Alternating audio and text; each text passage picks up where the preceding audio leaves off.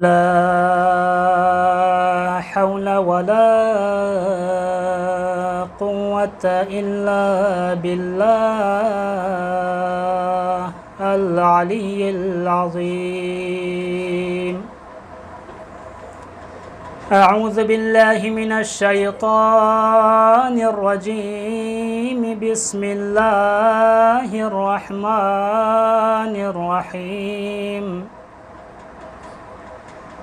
الحمد لله الذي أنزل الفرقان على عبده ليكون للعالمين نذيرا، والصلاة والسلام على من أرسله شاهدا ومبشرا ونذيرا وداعيا إلى الله بإذنه وسراجا منيرا، وعلى آله الطيبين الطاهرين المعصومين المظلومين الذين أذهب الله عنهم الرجس وطهرهم تطهيرا.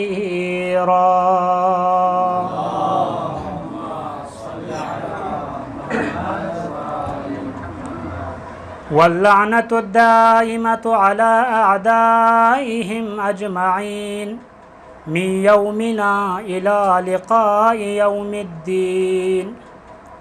أما بعد، فقد قال الله تعالى وتبارك في محكم كتابه المجيد والفرقان الحميد وقوله الحق وهو أصدق الصادقين. بسم الله الرحمن الرحيم. ولا تلبسوا الحق بالباطل وتكتموا الحق وأنتم تعلمون. سب سے پہلے مجلس کی قبولیت کے لیے، دعا کی استجابت کے لیے، تمام مریضوں کی شفایابی کے لیے، تمام حاجت مندوں کی حاجت کی برابری کے لیے، جو بھی اس وبا کی وجہ سے مریض ہے، ہسپتالوں میں داخل ہے، ان سب کی شفایابی کے لیے، اور خصوصاً یوسف زہرا امام زمانہ عجل اللہ تعالی فرجہ الشریف کے ظہور میں تعجیل کے لیے ایک دفعہ درود پڑھیں محمد و آل محمد پر.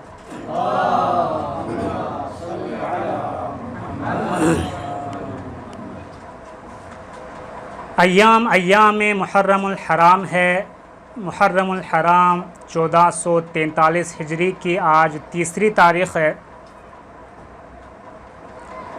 محرم الحرام یعنی استجابت دعا کے ایام ہے، اور اہل بیت کے گھرانے کا ہر فرد اگر توسل کر کے اگر دعا کی جائے تو وہ دعائیں کبھی بھی رد نہیں ہوں گی، بلکہ اللہ تعالیٰ ان دعاؤں کو قبول فرمائے گا. تو سب سے پہلے بارگاہ خداوندی میں دعا کرتے ہیں کہ خدایا جو بھی مریضہ ہے بحق محمد و آل محمد ان کو جلد شفائے عاجل و کامل عطا فرما. خصوصاً ایک بچی بیمار ہے، خداوندہ بحق بیمار کربلا، بحق فاطمہ صغریٰ اس بچی کو جلد از جلد شفائے عاجل و کامل عطا فرما. خداوندہ پاک پروردگارہ تمام حاجت مندوں کی حاجت پوری فرما. خداوندہ پاک پروردگارہ تمام بے روزگاروں کو روزگار عطا فرما، تمام بے اولادوں کو اولاد عطا فرما. خداوندہ پاک پروردگارہ اس وقت دنیا کے کونے کونے میں ذکر ابا عبداللہ الحسین ہو رہا ہے. خداوندہ پاک پروردگارہ تمام عزاداروں کی جان، مال، عزت، آبرو اور ناموسوں کی حفاظت فرما. خداوندہ پاک پروردگارہ یوسف زہرا امام زمانہ عجل اللہ تعالی فرجہ الشریف کے ظہور میں تعجیل عطا فرما، اور ہم سب کو آپ کے اعوان و انصار میں سے قرار دے. دعاؤں کی استجابت کے لیے بر محمد و آل محمد بلندتر صلوات.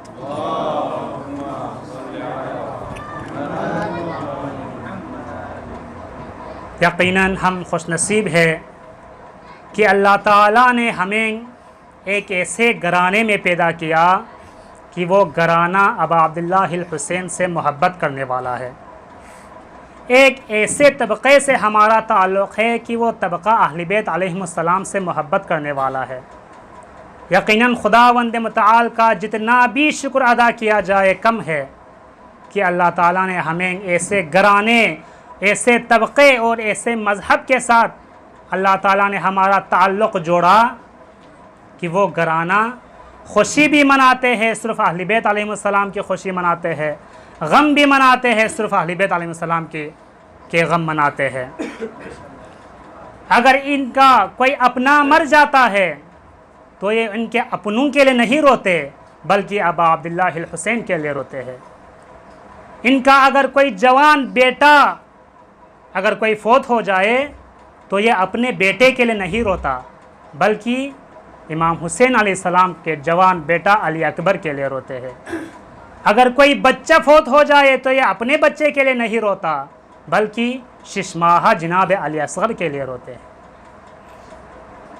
ایسا طبقہ ہے، ایسا مکتب ہے، مکتب تشیع کہ یہ خوشی بھی مناتے ہیں تو اہل بیت علیہ السلام کی خوشی میں خوشی مناتے ہیں، اگر غم بھی مناتے ہیں تو اہل بیت علیہ السلام کے غم میں غم مناتے ہیں. تو واقعاً واقعہ کربلا سے ہمیں یہ درس لینے کی ضرورت ہے کہ واقعہ کربلا سے ہمیں ہر قسم کے درس جو ہے مل سکتے ہیں کہ امام حسین علیہ السلام نے یہ قیام کیوں کیا، امام حسین علیہ السلام کے قیام کرنے کا مقصد کیا تھا. اسی طرح واقعہ کربلا میں کس قسم کے کردار تھے، کتنے کردار تھے اور کس قسم کے کردار تھے. بنیادی طور پر واقعہ کربلا میں دو قسم کے کردار تھے، ایک مثبت کردار، ایک منفی کردار. ایک امام حسین علیہ السلام کا کردار، ایک یزید لعنت اللہ علیہ کا کردار. ایک حق کا کردار، ایک باطل کا کردار. حق کا کردار بھی ایک سے بڑھ کر ایک ہے اور باطل کا کردار بھی ایک سے بڑھ کر ایک ہے. یقیناً امام حسین وارث انبیاء ہے. امام حسین وارث انبیاء، وارث آدم، وارث نوح، وارث عیسیٰ و وارث موسیٰ علیہم السلام ہے امام حسین. ہم زیارت وارثہ میں نہیں پڑھتے السلام علیکہ یا وارث آدم صفوۃ اللہ، السلام علیکہ یا وارث نوح نجی اللہ، السلام علیکہ یا وارث عیسیٰ روح اللہ، السلام علیکہ یا وارث موسیٰ کلیم اللہ.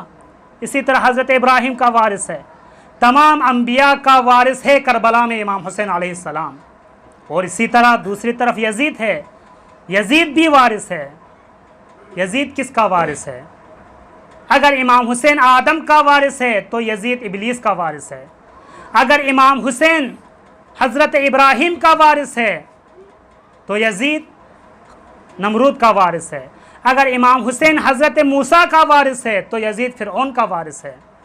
یزید بھی اکیلا نہیں ہے، یہ دو وارث ہے، دو کردار ہے کربلا معلیٰ میں کہ ایک وارث انبیاء ہے، دوسری طرف جتنے بھی جابر لوگ دنیا میں گزر گئے ہیں ان سب کا وارث یزید لعنت اللہ ہے.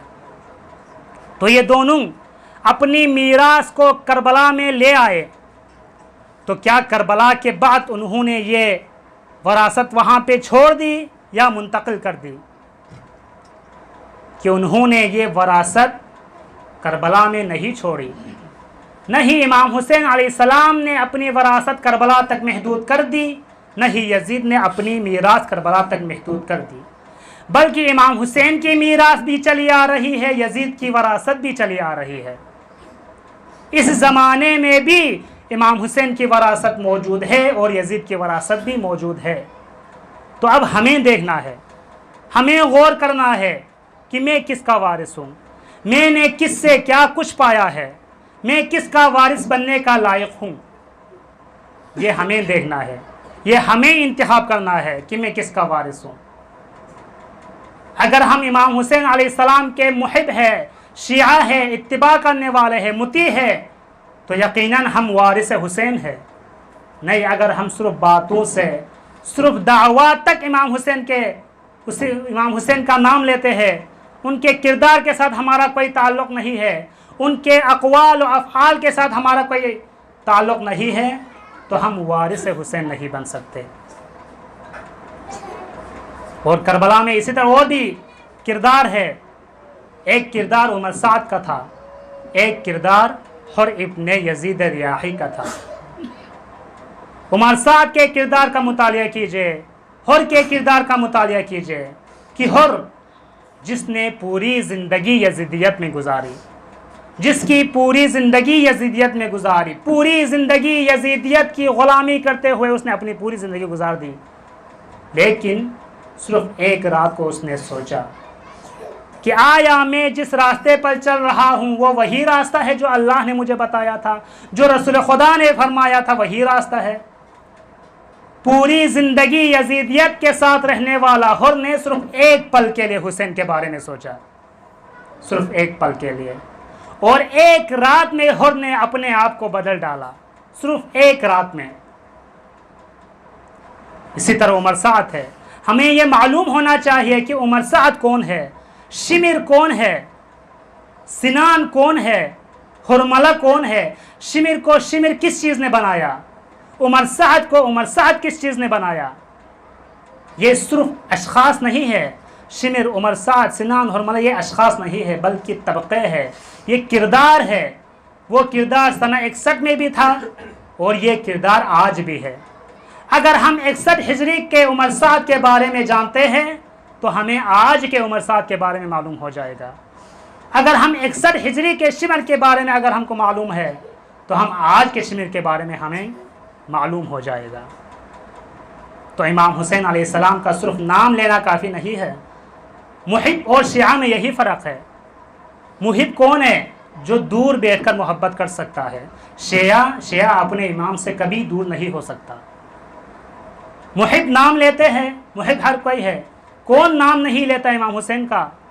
صرف مسلمان ہی نہیں، ہندو بھی نام لیتے ہیں، عیسائی بھی نام لیتے ہیں، یہودی بھی نام لیتے ہیں، یہاں تک کہ گاندھی کے بارے میں کہتے ہیں کہ جب انگریزوں کے خلاف اٹھ کھڑا ہوا گاندھی تو اس وقت انگریز سارے پریشان ہو گئے اور وہ ہندوستان میں انٹرویو لینے کے لیے آ گئے، گاندھی کا انٹرویو لینے کے لیے، اور انہوں نے پوچھا کہ آپ نے یہ سب کہاں سے سیکھا ہے؟ گاندھی نے کہا کہ میں نے تاریخ کا مطالعہ کیا ہے، تاریخ سے سیکھا ہے میں نے۔ انہوں نے کہا کہ کون سی تاریخ سے آپ نے سیکھا ہے؟ کہا کہ میں نے یہ سب تاریخ کربلا سے سیکھا ہے۔ تاریخ کربلا کا میں نے مطالعہ کیا ہے کہ ایک ایسا انسان گزرا ہے جس کا نام حسین تھا، میں نے حسین سے سیکھا ہے کہ اس طرح بھی کام کیا جا سکتا ہے۔ تو حسین کے بارے میں محب تو گاندھی بھی ہے، حسین کے بارے میں حسین کا نام تو یہودی بھی لیتے ہیں، ہندو بھی لیتے ہیں، مسیحی بھی لیتے ہیں۔ شیعہ اور محب میں فرق ہے۔ محب دور رہ کر بھی اپنے محبوب سے محبت کر سکتا ہے، جس طرح مثال کے طور پر کوئی پاکستان سے باہر چلا جاتا ہے، کوئی ایک بیٹا، اس کے والدین جو ہے وہ اپنے بیٹے سے محبت کر سکتے ہیں دور رہ کر، چاہے وہ پاکستان سے دور ہے لیکن وہ پھر بھی محبت کر سکتا ہے۔ اسی طرح حضرت نوح کی مثال لے لیجئے۔ حضرت نوح کا بیٹا، یقیناً حضرت نوح کے دل میں اپنے بیٹے کے لیے محبت تھی، لیکن وہ بیٹا حضرت نوح کا شیعہ نہیں بن سکا۔ یقیناً نوح کے بیٹے میں بھی حضرت نوح کے لیے محبت تھی، لیکن وہ بیٹا صرف محب بنا، شیعہ نہیں بن سکا۔ اسی لیے حضرت نوح کی کشتی میں سوار نہیں ہوا۔ نوح کے بیٹے نے کہا کہ میں کشتی میں سوار نہیں ہو سکتا، آپ کا محب ہوں، آپ سے محبت کرتا ہوں، لیکن میں آپ کی کشتی میں سوار نہیں ہو سکتا۔ دوسرے الفاظ میں کہوں تو میں آپ کا محب بن سکتا ہوں، آپ کا شیعہ نہیں بن سکتا۔ لیکن جتنے بھی جانور حضرت نوح کی کشتی میں سوار ہوئے وہ نجات پا گئے، حضرت نوح کا خود بیٹا اس کے کشتی میں سوار نہیں ہوا، نجات نہیں پایا۔ اگر نوح کی کشتی میں سوار ہونے والے جانور بھی ہو تو بھی نجات پا سکتے ہیں، اگر نوح کی کشتی میں سوار نہ ہونے والا اس کا اپنا بیٹا ہی کیوں نہ ہو، نجات نہیں پا سکتا۔ ایک دفعہ درود پڑھیں محمد و آل محمد پر۔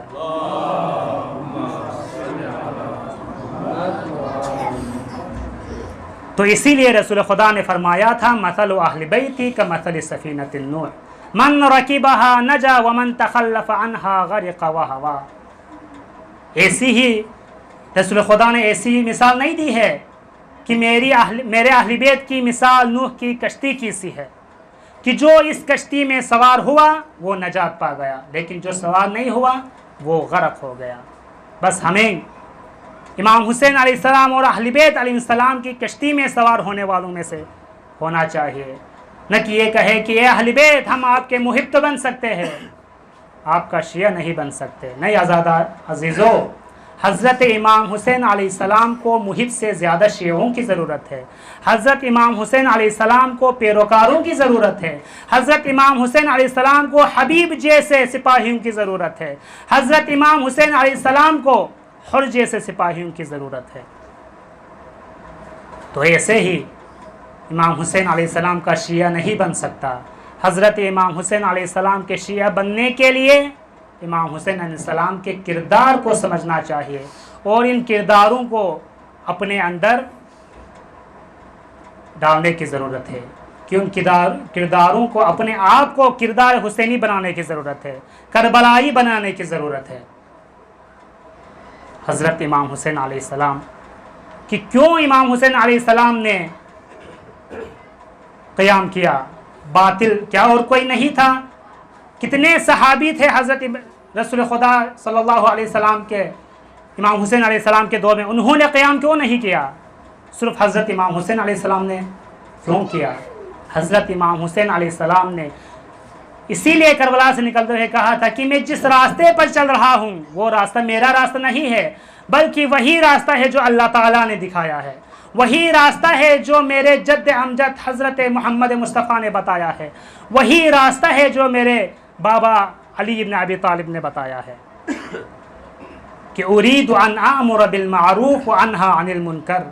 میرے نکلنے کا سب سے پہلا مقصد یہی ہے کہ میں امر بالمعروف کر سکوں، نہیں عن المنکر کر سکوں، اور واسیر بسیرت جدی و ابی علی بن ابی طالب، کہ میں اپنے جد امجد رسول خدا اور اپنے بابا علی بن ابی طالب کی سیرت پر چلنا چاہتا ہوں کہ جو راستہ میرے نانا اور بابا نے دکھایا ہے میں اسی راستے پر ہوں۔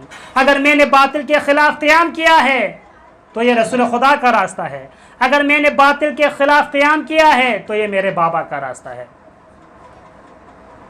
کہ امام حسین علیہ السلام سے بیعت طلب کرنا یعنی رسول خدا سے بیعت طلب کرنا۔ رسول خدا کا خلیفہ تھا، حضرت علی علیہ السلام کا خلیفہ تھا، یعنی یزید کا رسول خدا سے بیعت طلب کرنے کے مترادف ہے یہ۔ مثلی لا یبایع مثلہ، یہ نہیں فرمایا میں یزید کی بیعت نہیں کرتا ہوں، بلکہ فرمایا کہ مجھ جیسا یزید جیسے کی کبھی بیعت نہیں کر سکتا۔ جب بھی کہیں بھی حسین جیسا ہوگا وہ یزید جیسے کی کبھی بھی بیعت نہیں کرے گا۔ ایک دفعہ درود پڑھیں محمد و آل محمد پر۔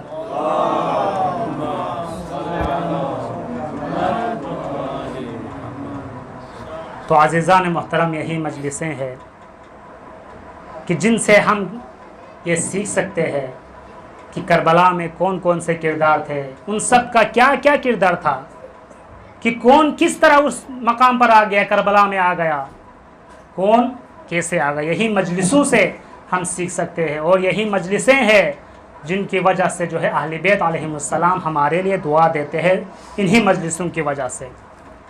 حضرت امام جعفر صادق علیہ السلام اپنے صحابی فضیل سے فرماتے ہیں کہ یا فضیل اتحدثون وتجلسون، اے فضیل کیا تم مجلس کرتے ہو، کیا تم لوگ ہمارے بارے میں گفتگو کرتے ہو، کیا ہماری حدیث ایک دوسرے کو سناتے ہو؟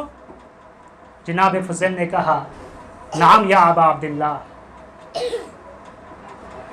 اے امام جعفر صادق، جی ہاں، ہم مجلسیں کرتے ہیں، ہم مجلسیں برپا کرتے ہیں، ہم آپ لوگوں کی حدیثیں ایک دوسرے کو سناتے ہیں، آپ لوگوں کا تذکرہ کرتے ہیں۔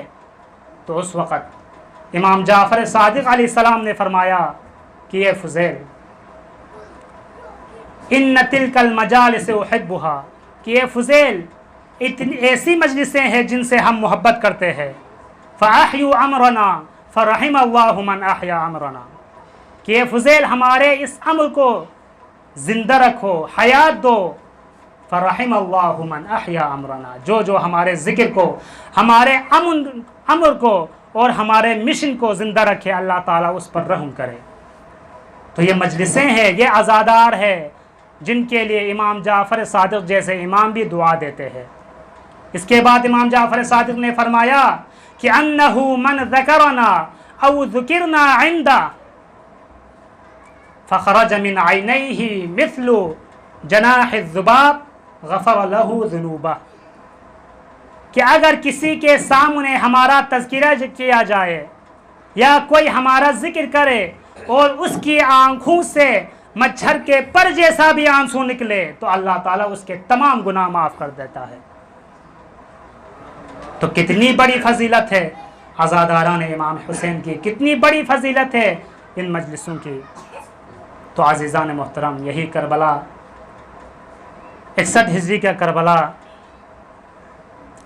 کا واقعہ رونما ہونے والا تھا کہ امام حسین علیہ السلام کو کوفہ کی طرف سے، کوفیوں کی طرف سے خطوط پہ خطوط آ گئے۔ یہاں تک کی روایت میں ہے کہ 12,000 امام حسین کو خطوط بھیجے گئے، اور امام حسین نے اپنا سفیر جناب مسلم ابن عقیل کو سفیر بنا کر کوفہ بھیجا۔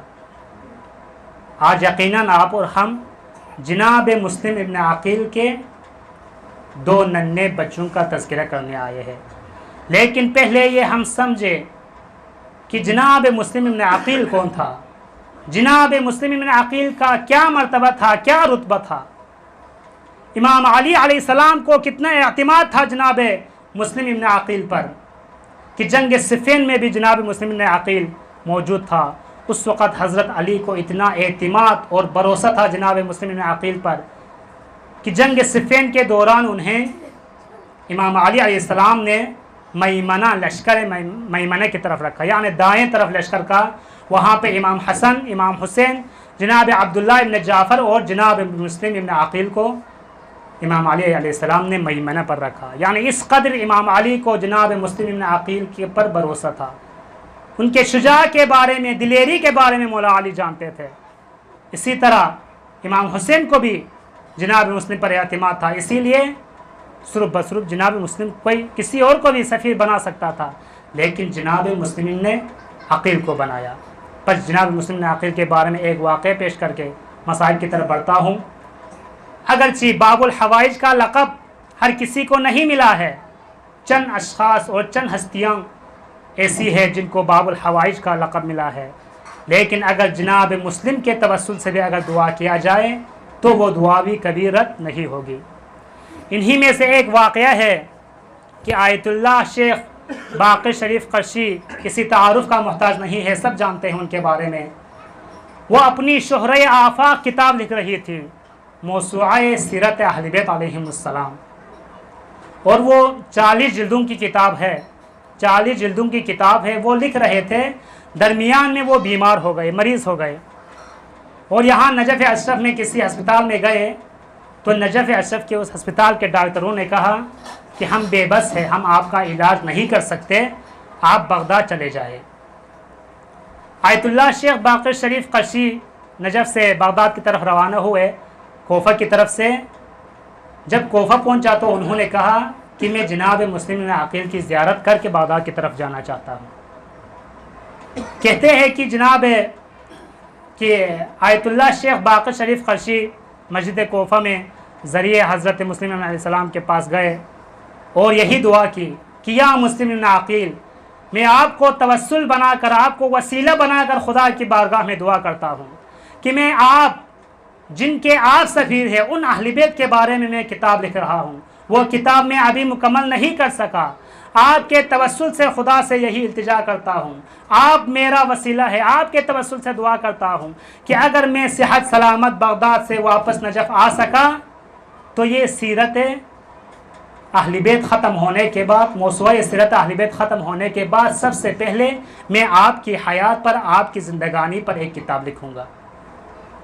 اس کے بعد آیت اللہ شیخ باقر شریف قرشی بغداد کی طرف روانہ ہوئے، اور 2 سے 3 دن میں ڈاکٹروں نے کہا کہ آپ کا علاج ہو سکتا ہے، اور 1 ہفتے کے بعد ٹھیک ٹھاک ہو کر جناب آیت اللہ شیخ باقر شریف قرشی نجف اشرف واپس آ گئے اور انہوں نے موسوعہ سیرت اہل بیت ختم کر کے ایک اور کتاب لکھ دی جس کا نام رکھا السفیر الخالد مسلم ابن عقیل علیہ السلام، اور اسی کتاب کے مقدمے نے انہوں نے یہ واقعہ بھی ذکر کیا ہے۔ تو واقعاً افراد اہل بیت کے گھرانے کا ہر فرد خداوند متعال کے نزدیک مقرب ہے۔ پس عزیزان محترم، وہی مسلم ابن عقیل تھا جو امیر کوفہ بن کر گیا تھا، لیکن کوفے میں پہنچ کر غریب کوفہ بن گیا۔ کہ تاریخ میں ملتا ہے کہ جناب مسلم ابن عقیل کی بیعت 18,000 لوگوں نے کی تھی، لیکن شام تک سب چھوڑ کر چلے گئے، جناب مسلم ابن عقیل یکا و تنہا رہ گئے۔ پس ازادار کن حضرت مسلم ابن عقیل فیق و شہید گوانا خوری نوننگ اس کا گرفتار بسنا زندانی نتاثیت پیان ارسد راش سوست پنوننگ اس کا چکپل زرد سوک نتان دی زندان پو انسان سے دکتو درین دے زندان بان پو اوسننگ نتانگی کھولنگ اتی تذکرے بیت شاید کھویسنگی نونگ اتی فری رہم چیونوا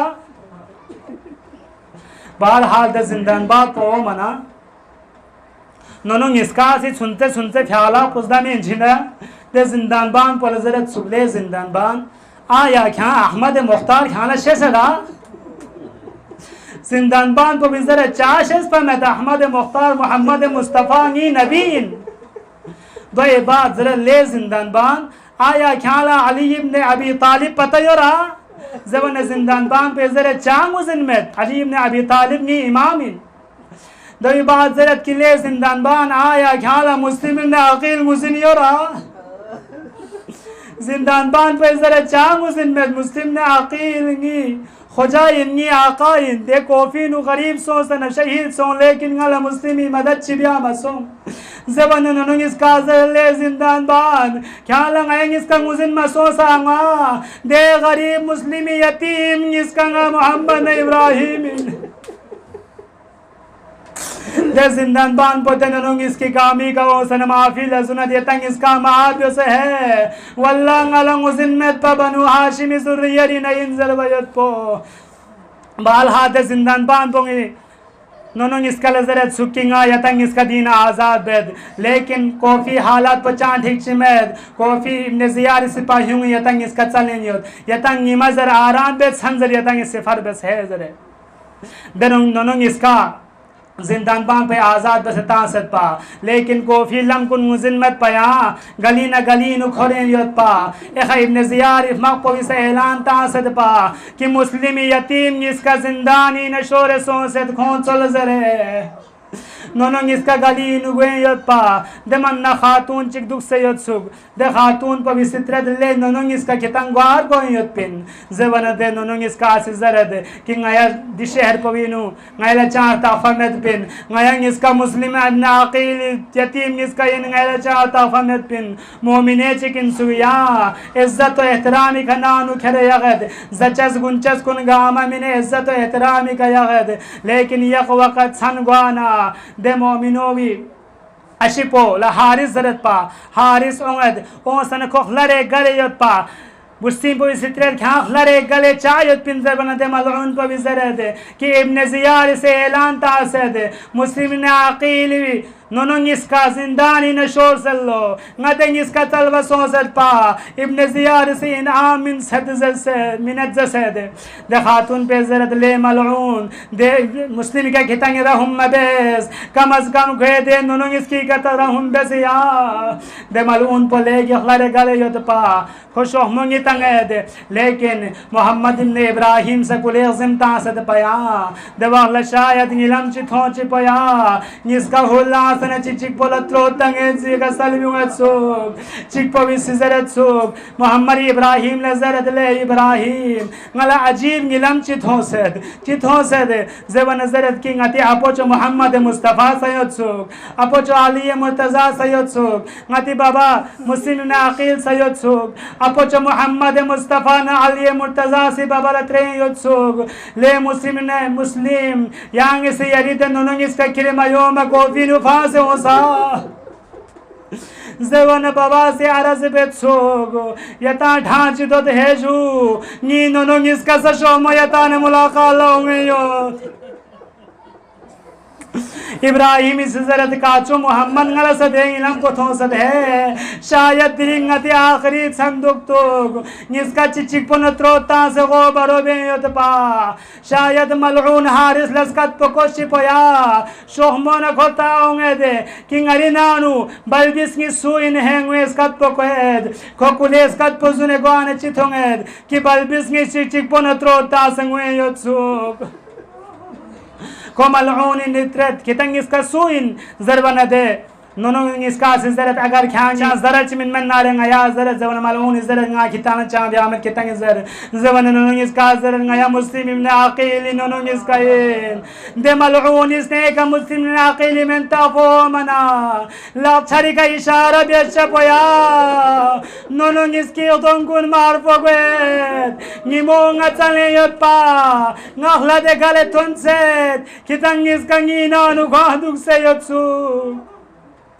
دے ملعون پا وی انعام لالجینو دے نونگ اس کا نہر فراری کا شہید بیا گرید نونگ اس کی سنتے سنتے پیالا قل رسنتا سنتنے نہر فراری رول گرید نہر فراری کا تھن منا کھوکھوری غلام پل زرد کی گدنگ اس کا شہید بیو زرے دوی بعد گوری بول زرد دل شہید بیو زرے غلام پا نبونگ اس کا سی شہید بیولا انکار گوید دوی بعد کھو ملعون رگی کھرونگید او من دنونگ اس کا سی سنتے سنتے فیالا قنی زردیا لے ملعون ابراہیم زر لے ملعون گی فون پدن لنگا شہید بیو سے ہے نلنگی فون گون گوبر بیو تھومو نل فد بمید ابراہیم زر لے ملعون دن لنگا شہید بیو سے ہے القصہ دے ملعون پا بیدن لا ابراہیمی رگون گو جدا بسنا رگون اہل فرحالی نفاس تنگد لو دوی بات سنتے نونو ابراہیمی پیاو پا شہید بید